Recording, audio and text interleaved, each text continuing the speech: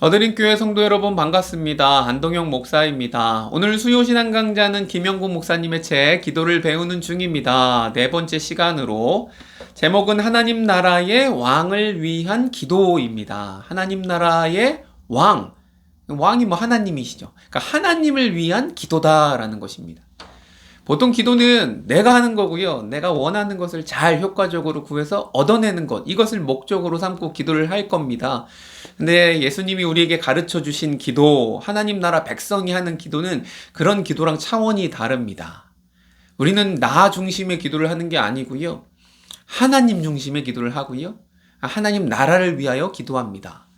그래서 지난주에 이제 기도의 문을 여는 열쇠라고 했잖아요. 그 시작이 중요한데 그게 하늘에 계신 우리 아버지라고, 우리가 기도하는 대상, 우리 아버지 하나님, 그 하나님에 대해서 배웠다면 오늘은 그 이름을 부르고 그 대상을 부르고 첫 번째 간구인데요.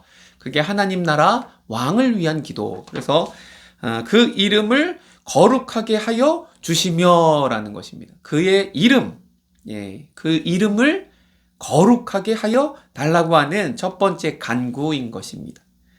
당신의 이름, 우리 하나님의 이름이 거룩해지기를 원한다라고 기도하라는 거죠. 그게 첫 번째 간구예요. 좀 이상하죠, 여러분. 왜냐하면 하나님의 이름은 원래 거룩하시기 때문에 그렇습니다. 우리가 하나님의 이름이 높아지기를, 거룩해지기를 원한다고 기도하지 않아도 이미 하나님의 이름은 거룩해요. 하나님의 이름은 더 이상 높아질 데가 없겠죠. 하나님이신데요. 근데 이 짧은 간구가 얼마나 특별한 의미를 가지고 있는지 아주 중요한 기도죠. 첫 번째 간구니까 의미가 있습니다. 오늘 그것을 같이 배워보도록 하겠습니다. 첫 번째는 하나님의 이름입니다. 하나님의 이름. 여러분, 이름은 참 중요해요. 성경에도 수많은 이름들이 나오는데 우리나라 사람 이름처럼 그렇지 않으니까 좀 어색하고 이게 이름이 길기도 하면 성경 읽다가 막 버벅대기도 하죠. 아무튼 성경은 이름을 되게 중요시합니다.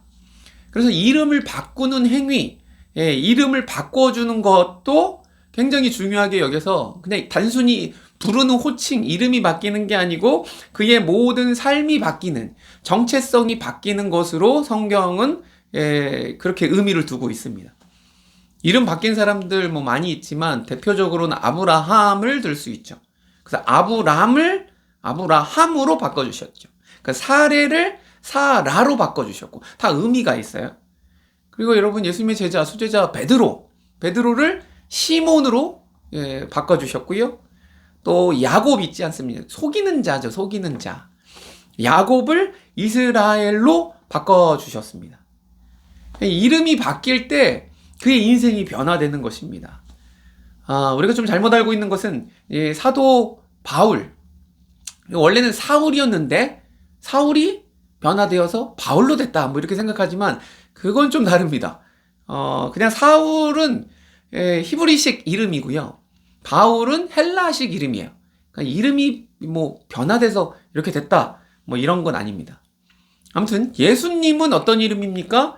예수라는 이름은 백성을 죄에서 구원한다라는 이름의 뜻이 있고요. 또 예수님의 어떤 별명과도 같죠. 태어나실 때 그 임마누엘이라고 많이 들어보시죠? 임마누엘은 하나님이 자기 백성과 함께 하신다라는 뜻이에요. 그러니까 하나님은 멀리 있는 분, 그냥 하늘에 계신 분, 이런 분이 아니고 인간의 몸을 입고 이 땅 가운데 오셔서 자기의 백성과 함께 계시는 분, 그게 임마누엘이죠. 그래서 그 임마누엘은 이름은 굉장히 의미를 지고 있는 귀한 이름인 것입니다. 성경에 나오는 이름은 그가 누구인지를 말해주더라. 그래서 이름을 대충 지으면 안 돼요. 개떡같이 지으면 안 돼요. 우리나라 사람들은 이름을 진짜 이상하게 자기 자녀의 이름 어떻게 그렇게 짓는지 모르겠어요. 정말 그냥 건성으로 그렇게 지으는 경우가 있는데 성경에서는 이름은 굉장히 중요하다. 그렇다면 하나님의 이름은 어떠냐라는 것이죠. 여러분, 하나님의 이름은 출애굽기 3장에 나옵니다. 출애굽기 3장에서 모세가 호렙산에서 양치러 갔을 때에 그곳에서 광야에서 하나님을 만나게 되는 것이죠. 그때 하나님이 불붙은 떨기나무에 불이 붙었어요. 근데 타지가 않아요. 너무 신기한 광경을 보고 다가갔다가 그곳은 네가 선 곳은 거룩한 곳이다. 신을 벗으라 막 이런 얘기가 나오고 그러니까 하나님을 그때 만나게 되는 것이죠. 그래서 모세를 불러서 너 애굽으로 가갖고 지금 고통받고 있는 네 백성들 다 이제 구원해 내라. 예. 그랬더니 제가 뭐라고 합니까? 막 이렇게 말하고 또 누가 그렇게 시키라고 하느냐 뭐 이렇게 하면은 하나님의 이름을 좀 알아야 되지 않습니까? 뭐 이렇게 해갖고 하나님의 이름을 그때 말씀해 주시는 것이죠. 그래서 출애굽기 3장 14절에 보면 나는 스스로 있는 자니라 라고 하나님의 이름을 말해주는 장면이 있습니다. 나는 스스로 있는 자다. 이거 굉장히 번역하기도 어렵고 해석하기도 어려운 겁니다. 이게 이름으로 보면 나는 스스로 있는다. 그러니까 나는 부모로부터 낳아서 뭐 이름 지어주고 이런 존재가 아니거든요. 나의 존재는 누군가로부터 기인해 있는 게 아닙니다. 그러니까 원인과 결과에 의해서 뭐 이런 존재가 아니에요. 하나님은 그냥 나는 스스로 내 존재의 근원이 자기 자신이다라는 것이 이거 굉장히 철학적 사고인데요. 그게 이름입니다. 그게 나는 스스로 있는 자다. 나는 곧 나다. 나는 곧 나야. 어떻게 설명할 수가 없어요. 영어로 하면 I am who I am. 나는 나예요. 문자적으로 진짜 히브리어로 좀 더 번역을 해보면 나는 내가 되고자 하는 대로 되는 나다. 중요한 건 하나님께서 자기의 이름을 밝히셨다라는 것이죠. 여러분 이름은 되게 중요합니다. 이름이 있다는 건 되게 중요해요. 이름을 하나님이 모세에게 밝혀주셨어요. 알려주셨어요.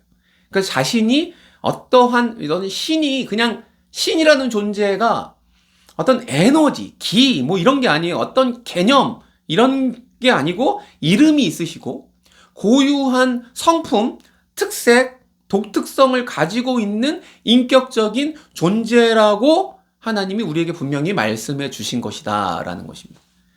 옛날에 저희 자동차 바뀌기 전에 포르테였으니까 포르테 뭐 자동차는 그냥 잘 타고 나중에 이제 뭐 폐차하면 되는 것이죠. 근데 저희 아내가 우리 포르테 첫 번째 이제 결혼하고 사서 그거 가지고 많이 돌아다니고 많은 추억들이 쌓였죠. 그래서 그냥 우리 차를 이름을 지어줘갖고 포동이라고 불렀어요. 포동이.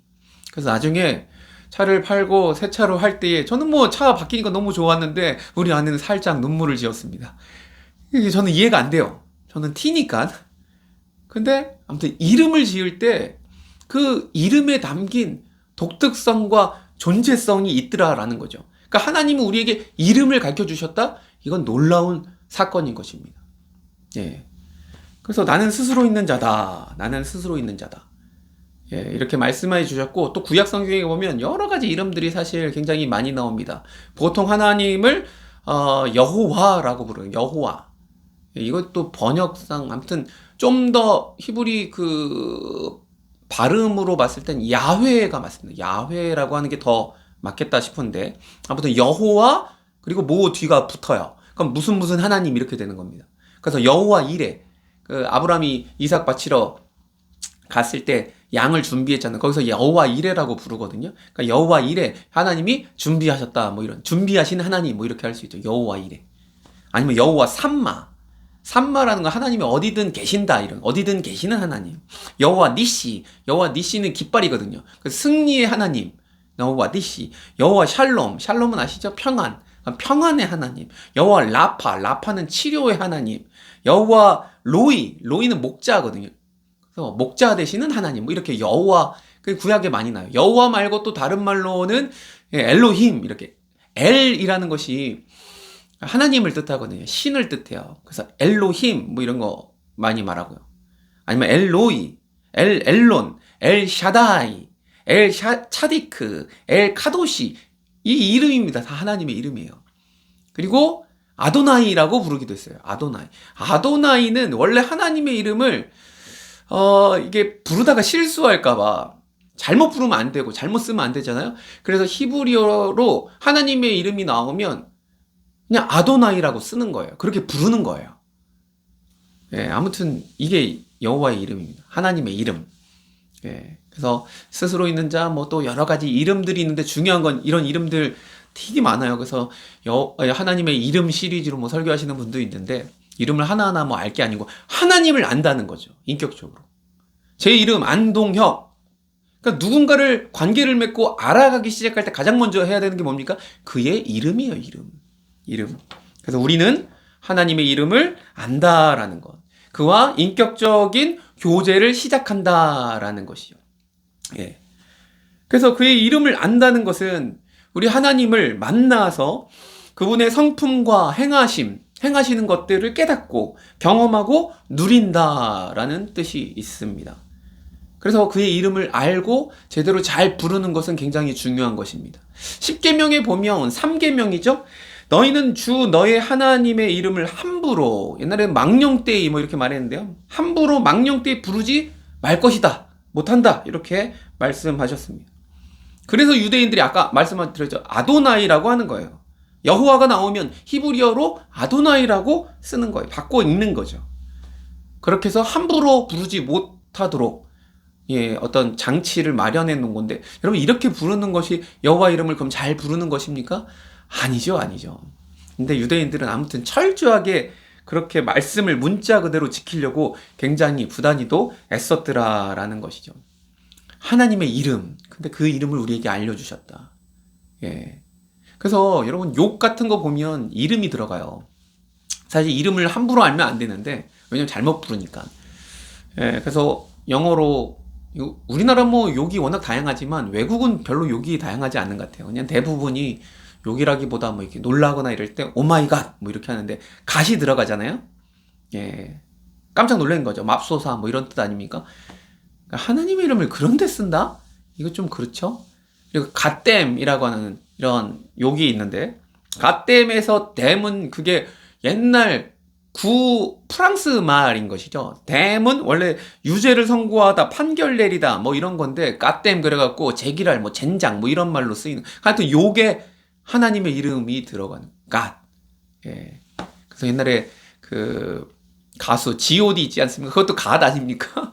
그래서 막 목사님들이 아주 불경스럽다 막 이렇게 말했는데, 여러분 그런 게 중요한 게 아니죠. 그렇게 중요한 게 아닙니다. 결국 하나님이 우리에게 이름을 알려주셨다. 자기 자신, 그 존재를, 그분의 성품을, 그분이 어떤 일을 행하셨는지를 우리에게 알려주셨고, 그 하나님을 경험하고 누리도록, 그리고 하나님의 이름을 부르도록. 왜요? 하나님의 자녀니까. 그런 의미에서 하나님의 이름은 굉장히 중요한 것입니다. 요한복음 17장에서는 예수님의 마지막 기도가 나옵니다. 예수님이 십자가에 돌아가시기 전에 마지막 대제사장적 기도, 요 17장이 굉장히 긴 기도가 나오는데요. 그래서 6절에 보면 나는 아버지께서 세상에서 택하셔서 내게 주신 사람들에게 아버지의 이름을 드러냈습니다. 라고 6절에 나오고요. 맨 마지막에 26절에 보면 끝이죠. 나는 이미 그들에게 아버지의 이름을 알렸으니 앞으로도 알리겠습니다. 라고 끝나요. 그러니까 대제사장의 앞뒤, 이 결론이 되는 거죠. 뭡니까? 하나님 아버지의 이름을 예수 그리스도가 알렸다라는 거예요. 우리에게. 계속 알릴 것이다. 우리는요, 예수님을 통해서, 이 기도를 통해서, 예수님의 가르침을 통해서, 하나님 나라를 통해서 자꾸만 더 하나님의 이름을 확실하게, 더 선명하게 알아갈 수 있는 것입니다. 이름을 이미 알잖아요. 근데 이름을 안다는 건 하나님을 더 알아간다라는 뜻이죠. 그러니까 하나님의 성품은 물론이고, 하나님이 우리를 위해 이미 하셨던 일들, 구원, 또 현재 지금 하시는 일들, 나를 위해 하시는 일들, 또 미래에 하실 일들, 앞으로 하실 일들, 이 모두가 그분의 이름에 다 담겨져 있더라. 그래서 이름은 단순히 그냥 부르는 호칭으로서가 아니고 하나님의 존재가 되는 것이죠. 그래서 우리는 무엇을 먼저 구해야 됩니까? 하늘에 계신 우리 아버지여 라고 부른 다음에 첫 번째 간구는 그의 이름에 관한 기도인 것입니다. 그의 이름. 그래서 우리가 기도를 막 말하지 않고 그냥 천천히 생각하시는 거예요. 하나님의 이름. 구약의 여러 이름들 하나하나 묵상해도 좋아요. 여호와 이레 하나님, 여호와 이레, 나를 위해 준비하신 하나님, 오늘도 나의 하루의 삶 가운데 하나님이 얼마나 준비하시고 계획하시고 인도하실지 생각하는 거죠. 묵상하는 겁니다. 하나님의 이름을 하나하나 생각하는 겁니다. 그의 이름을 부르는 거죠. 하나님이라고 부르는 거죠. 아버지를 부르는 거죠. 이런 기도를 하는 거죠. 하나님의 이름이 너무너무 중요하다. 그 이름을 위한 기도다. 그럼 그 이름을 위해 어떻게 기도하느냐? 그 이름을 거룩하게 하여 주시며 라고 기도하는 거예요. 그러니까 그의 이름을 거룩하게 해달라. 거룩하게 해달라. 하나님의 이름의 가장 중요한 속성은 거룩성입니다. 거룩성. 여러분, 거룩함은요, 많은 사람들이 어떤 윤리적으로 도덕적인 개념으로 생각을 합니다. 거룩하다. 죄 안 짓고 완전 깨끗하다. 순결하다. 이렇게 생각을 하는데, 거룩함 그런 윤리적인 개념이라기보다 거룩함은 성경에서 봤을 때는 존재론적인 개념이에요. 성경에서 거룩하다는 단어는요, 구별된다라는 것이 기본 그 개념이거든요. 구별된다. 그래서 창조주 하나님은요, 하나님이 창조하셨잖아요. 이 세를, 온 세상 만물을 창조하셨잖아요. 그래서 이 피조물, 이 세상과 아예 존재적으로 구별되는 것이죠. 구별돼. 그래서 거룩한 거예요. 이게 기본 개념이에요. 근데 그런 거룩하신 하나님이 내가 거룩하니 너희도 거룩하라라고 하신, 이거 진짜 놀라운 말씀입니다. 하나님이 거룩한 건 오케이, 인정. 근데 우리도 거룩하라. 세상 속에 살아가지만, 아니, 너네 거룩하게 살아야 돼. 구별되게 살아야 돼. 내 자녀로, 하나님 나라 백성으로 살아야 돼. 라고 말씀해 주시. 우리가 그럴 깜냥이나 됩니까? 안 되죠. 근데 하나님 우리를 그렇게 보시고 그렇게 명령하시는 거죠. 그러니까 하나님의 이 거룩함은 정말 대단한 것입니다. 그래서 우리가 하는 이 기도, 하나님의 이름이 거룩하게 되기를 원합니다 라는 기도는요, 하나님 나라의 왕이신 하나님, 그분의 명예를 위한 기도입니다. 하나님의 명예를 위한 기도. 하나님은 하나님으로서 하나님의 이름에 걸맞은 합당한 찬양을 받으시기를 바라면서 우리가 이런 기도를 하게 되는 것이죠. 하나님을 하나님 되게 예배하고 찬양하도록 하나님의 이름이 거룩해지는 것이죠. 그래서 하나님을 하나님으로서 진짜 하나님답게 높이는 기도인 것입니다. 하나님 나라 백성은 하나님이 자신들을 위해 무슨 일을 하셨는지 알아요. 하나님 백성은 알아요. 하나님 무슨 일을 하셨는지. 그 일을 헤아려요. 그리고 매일 묵상해요. 구원의 감격 가운데 살아갑니다. 그러면서 이렇게 기도하는 거죠. 하나님의 길, 하나님의 행하심은 거룩합니다. 주님 같은 분이 없습니다. 라고 기도합니다. 그러니까 하나님께서 하신 일을 묵상하고 마음에 새길 때 우리의 입술은 그분의 성실함과 자비와 사랑을 인정하며 찬양하게 되고요. 그분 앞에 서서 경외하면서 주님만이 하나님이십니다. 라고 고백하게 되는 것이죠. 그게 바로 하나님의 이름을 거룩하게 하는 기도다라는 것입니다. 사랑하는 성도 여러분, 이런 기도를 해왔습니까? 거의 기도 안 하거든요. 하나님의 이름이 거룩히, 하나님의 하신 일을 이렇게 찬양하고 높이고, 그런 기도가 주기도문의 첫 번째 간구가 되는 것입니다. 기도 시작하자마자 하나님 뭐 필요하고 뭐 필요하고 막 말하는 게 아니고, 그냥 하나님의 존재, 그분의 이름을 생각하면서 그분의 이름이 거룩해 되기를 원하신다. 이런 기도를 할 때 하나님이 기뻐하시게요? 안 기뻐하시게요? 당연히 기뻐하시죠. 하나님 얼마나 받고 싶은 기도일까요? 그럼 하나님의 이름을 거룩하게 하는 기도, 구체적으로 보면 어떻게 하는 겁니까? 이것은 우리가 하나님 이름 그냥 거룩해지기를 원합니다, 이렇게 말로서만 하는 기도로 끝나는 게 아니고, 하나님의 백성이 어떻게 사는지에 따라 하나님의 이름은 귀하게 빛날 수도 있고 하나님의 이름이 모욕당할 수도 있고 이렇게 되는 것입니다. 그러니까 우리의 삶이 되게 중요합니다. 사람들은 착각합니다. 무엇을 착각합니까? 하나님을 모르는 사람들이 하나님을 모욕한다고 착각합니다. 하나님 모르는 세상의 사람들이 하나님을 모욕한다? 아니요. 그렇지 않습니다. 하나님을 알지도 못하는 사람들이 뭘 하나님을 어떻게 모욕을 하겠어요? 오히려 하나님의 이름을 모욕하는 사람은요, 하나님 나라에 속한 우리들, 백성들이 하나님의 이름을 모욕하게 되는 것입니다. 우리가 하나님의 백성답게 살지 못할 때에 세상 사람들에 섞여서 구별함이 아니고 거룩함이 아니고 별반 다르지 않게 살아갈 때에 바로 우리 때문에 하나님의 이름이 더럽혀지게 되는 것입니다. 야, 하나님 믿는다면서 교회 다니면서 야, 어차피 다 똑같구나. 아니면 더 이기적이구나. 더 죄짓구나. 아유, 기독교 저 사람들은 아주 병자야. 예수쟁이들 아우 못 살아. 예, 기독교가 아니고 개독교야. 목사가 아니고 먹사야. 아, 이런 소리 들을 때 우리가 욕먹는 게 아니고 진짜 하나님의 이름이 똥칠이에요. 똥칠. 먹칠이에요. 그런 평가와 함께 하나님의 이름은 바닥에 팽개쳐져서 나뒹굴게 되는 거죠. 이게 진짜 큰일입니다. 여러분 지금 몇 개월째입니까? 예? 윤 대통령 탄핵 시국에 아주 지금 온 나라가 좌우로 나눠져서 난리입니다. 난리. 예.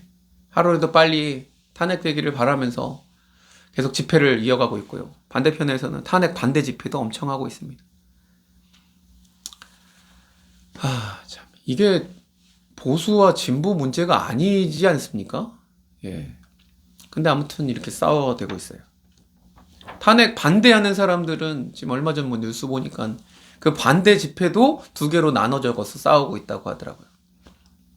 윤석열 대통령을 옹호하면서 계엄도 다 이게 정당한 것이고 위법이 아니고, 그래서 윤석열 대통령의 석방을 요구하고 있습니다. 광화문파라고 하는 정광훈 씨, 목사라고 부르기도 싫습니다. 미친놈입니다. 미친놈. 정광훈 씨, 광화문파, 그리고 여의도파. 여의도파는 뭐 다른 사람들도 있겠지만 또 소년보 목사, 이 고신층 목사거든요. 12.7 그때 광화문에서 뭐 모여갖고 막 100만 기도회 하자고 제일 앞장섰던 사람입니다. 이 사람 진짜 설교 제목을 보면요, 막 이재명 뭐 구속하라 그러고 막 난리입니다. 난리. 진짜 제가 진짜 정치 얘기 설교할 때 안 한다고 했는데, 이런 분들을 보면 좀 해야 되나 이런 생각이 들어요. 정말 이 사람들은 진짜 대놓고 아예 설교 제목이 기가 막힙니다. 아무튼 여의도파, 광화문파로 나눠갖고 두 명의 목사라고 하는 사람들이 이렇게 싸우고요. 탄핵 반대를 부르짖고 있는 것이죠. 여러분, 기독교를 세상 사람들이 어떻게 보겠습니까? 교회를요. 전도의 문을 가장 가로막고 있는 사람들이 사실 기독교인입니다. 기독교인. 개신교. 소망이 없어요. 사실 진짜로. 너무너무 안타깝죠. 제 마음도 이렇게 아프고 참담한데 우리 하나님은 어떨까요? 예수님이 핏값 주고 사신 교회인데, 이 땅에 진짜 복음이 들어와서 얼마나 많은 사람들이 죽게 돌아오고 선교도 많이 하고 한 이 나라인데, 한순간에 이 나라가 개판 이렇게 돼버렸습니다. 예. 전환길? 역사학자가 아니죠. 그냥 강사입니다. 그냥 돈 많이 벌고 재밌게 말해서 뜬 사람인데, 세이브 코리아 그 집회에 가갖고 막 난리입니다. 난리. 예? 막 간증 집회 돌아다니고 그러면서 계엄에 대해서 옹호하고 있는 것이죠. 미친 세상입니다. 여러분, 정신을 바짝 차려야 됩니다. 이럴 때 하나님의 이름이 욕먹는 거라고요. 진짜로. 욕먹는 거예요. 욕먹는 거. 모욕당하는 것이죠. 우리는 오늘 이 시대를 살아가면서 하나님의 이름, 그분의 이름이 거룩해 되기를 원합니다. 라고 말로써 기도해야 되고요. 또 우리가 살아가는 삶에서 정말 하나님 나라 백성으로서 백성답게 살아가야 되는 것입니다. 그래야 기도한 대로 진짜 살아가는 것이죠. 마태복음 5장 16절에 보면 이렇게 말씀합니다. 이와 같이 너희 빛을 사람에게 비추어서 그들이 너희의 착한 행실을 보고 하늘에 계신 너희 아버지께 영광을 돌리게 하라. 우리의 착한 행실을 봐야 사람들이 아버지께 영광을 돌리는 것이잖아요. 이것이야말로 하나님 나라에 속한 사람들, 우리가 받은 말할 수 없이 영광스러운 사명인 것이요. 우리가 그렇게 살아갈 때 주님의 이름이 빛난다고요. 영광 받으신다고요. 또 베드로전서 2장 9절에 보면 그러나 여러분은 택하심을 받은 족속이요 왕과 같은 제사장들이요 거룩한 민족이요 하나님의 소유가 된 백성입니다. 그래서 여러분은 어둠에서 불러내어 자기의 놀라운 빛 가운데로 인도하신 분의 업적을 여러분이 선포하는 것입니다. 이렇게 말을 하는 거죠. 여러분, 우리 하나님 나라 백성은요, 어둠에서 우리를 불러냈어요. 누가요? 하나님이. 자기의 놀라운 빛 가운데에서 살게 하셨어요. 예. 그것을 나타내야죠. 증거해야죠. 우리의 삶으로. 그러면 주님이 영광 받으시더라라는 거죠. 하나님의 이름이. 근데 우리가 하나님을 하나님으로서 여기지 않고 또 하나님의 이름을 거룩하게 하지 않을 때 어떤 일이 벌어집니까? 하나님이 천둥으로, 벼락으로 그냥 쳐서 심판합니까? 제발 그랬으면 좋겠어요, 진짜. 정광훈을 왜 그냥 냅두나, 막 이런 생각이 들어요. 미친 자들. 자기들만 지옥 가면 좋지. 왜, 순진한 이런 성도들까지 다 그렇게 지옥문으로 끌고 가는지 모르겠어요. 저는 진짜로 심판받았으면 좋겠습니다. 근데 하나님은 그렇게 하지 않으세요. 그럼 어떻게 합니까? 하나님은요, 여러 사람과 다양한 사건들을 통해서 계속 경고를 하세요. 그들이 돌아오기를 바라십니다. 근데 어느 순간에는요, 더 이상의 깨달음도 도전도 감격도 없는 상태가 됩니다. 말씀도 희미해지고요. 마음에 와서 부딪히는 것도 없이 그냥 무감각한 이런 상태가 돼요. 그 상태를 성경에서 하나님의 침묵이라고 합니다. 하나님이 침묵하시는 거죠. 하나님이 더 이상 말씀을 안 하세요. 여러분, 사무엘 시대 때에 엘리 제사장이 있었지 않습니까? 엘리 제사장 시대가 딱 그랬어요. 하나님의 말씀이 끊어진 시대, 침묵하는 시대예요. 근데 하나님이 사무엘에게 말씀하시는 거죠. 하나님에게 사무엘아 불러서 말씀이 희귀하던 시대. 여러분은 어떻습니까? 말씀이 희귀합니까? 침묵합니까? 왜 침묵합니까? 하나님의 이름을요 거룩하게 하지 않아서 그래요. 예. 하나님의 침묵은요, 하나님 나라 백성이 경험할 수 있는, 경험하면 안 되지만, 아무튼 최고의 슬픔입니다. 두려운 겁니다. 이거 막 떨어야 돼요. 겁내야 돼요. 다른 게 겁나는 게 아니에요. 하나님이 침묵하셔서 나에게 더 이상 말씀이 안 들려올 때에 여러분 진짜 두려워야 됩니다. 하나님이 날 버렸나? 왜 이러지? 교인들은요, 자신의 영적인 상태가 메마르면, 은혜가 안 되면, 기도가 안 되면 어떻습니까? 쉽게 교회 탓을 해요. 누구 탓을 해요? 또 특별히 목사 탓을 해요. 설교가 어떻네 저떻네. 이 교회는 사랑이 없네. 누구 때문에 시험 들었네. 서운하네, 섭섭하네. 섭섭병이 제일 무서워요. 슬픈 일이에요, 슬픈 일. 교회는 다니는 게 아니고 여러분이 교회거든요. 자기 자신이 교회거든요. 근데 자기 얼굴에 침 뱉는 거죠. 이 교회는 사랑이 없대. 여러분은 어떤 사랑을 그럼 주셨습니까? 영적 상태가 메말라서 그래요. 하나님의 이름을 거룩하게 하지 않아서 그래요.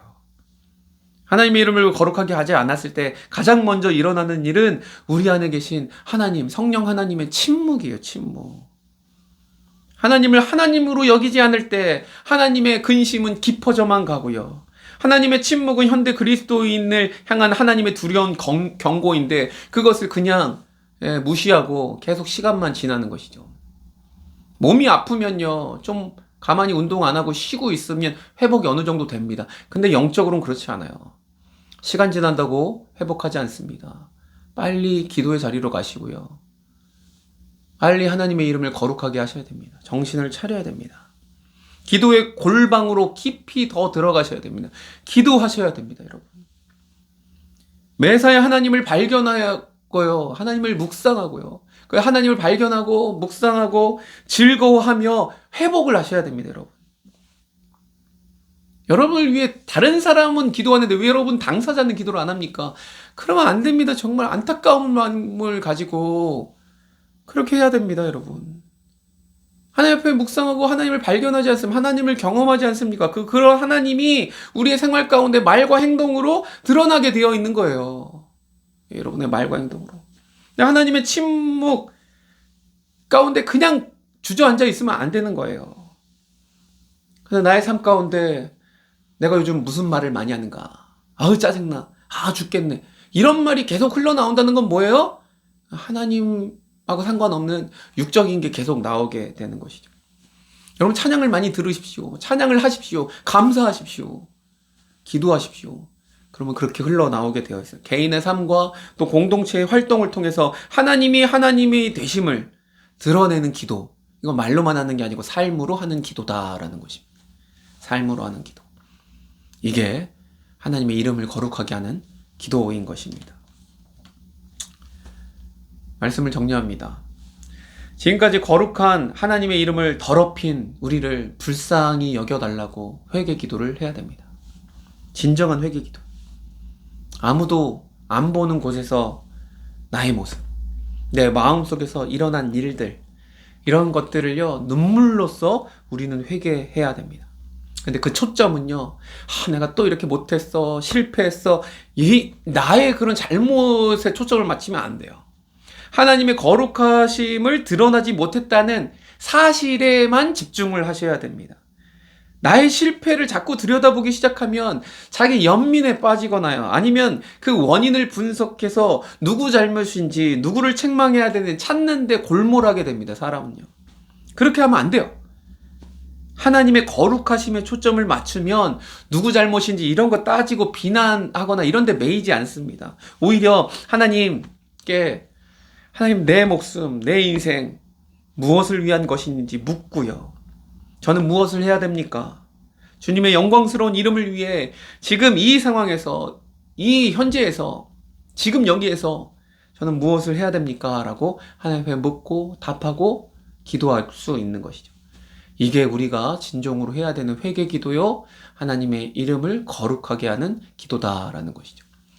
사랑하는 성도 여러분, 이렇게 더 깊은 골방으로 가서 하나님 앞에 서서 하나님 앞에 그냥 앉아 있는 거죠. 존재적으로 앉아서 하나님 앞에 눈물로 회개 기도하고 하나님이 더 이상 침묵이 없도록 다시 한번 회복되는 놀라운 역사가 있기를 간절히 소망합니다.